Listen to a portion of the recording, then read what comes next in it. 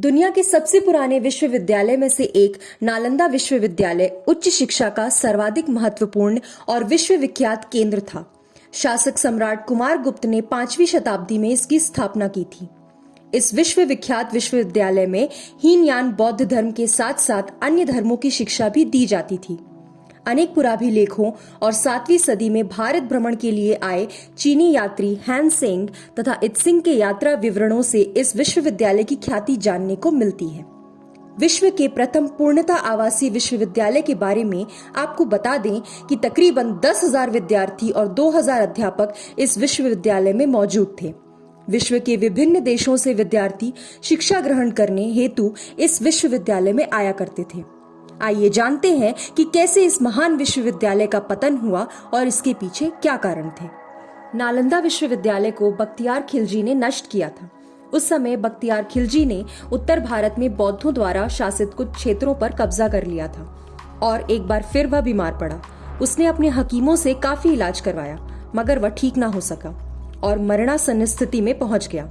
तभी किसी ने उसको सलाह दी कि वह नालंदा विश्वविद्यालय के आयुर्वेद विभाग के प्रमुख आचार्य राहुल श्रीभद्र को दिखाएं और इलाज करवाएं, परंतु खिलजी इसके लिए तैयार नहीं था। उसे अपने हकीमों पर ज्यादा भरोसा था।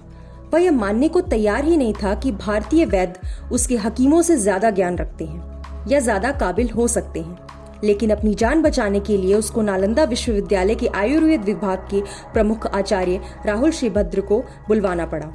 फिर बख्तियार खिलजी ने वैद्यराज के सामने एक अजीब सी शर्त रखी। उन्होंने कहा कि मैं किसी भी प्रकार की दवाई नहीं खाऊंगा, बिना दवा के उसको ठीक किया जाए। वैद्यराज ने सोचकर शर्त मान ली।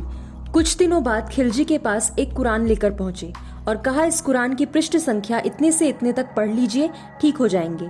बख्तियार खिलजी ने वैद्यराज के अनुसार कुरान पढ़ा और ठीक भी हो गए।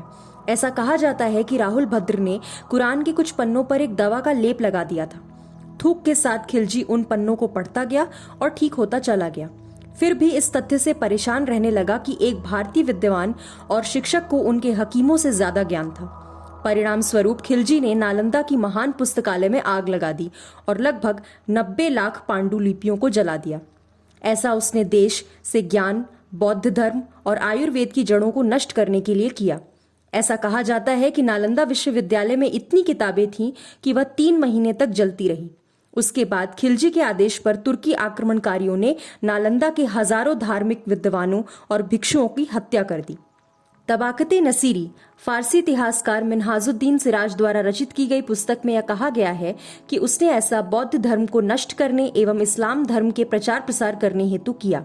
अर्थात ऐसा कहना गलत नहीं होगा कि नालंदा विश्वविद्यालय दुनिया का दूसरा सबसे प्राचीन विश्वविद्यालय था जिसे बख्तियार खिलजी ने हीनता की भावना में आकर नष्ट कर दिया था। मैं प्रतीक्षा तिवारी मिलती हूँ अगली खबर के साथ। आप देख रहे हैं द नेशनल ओपिनियन।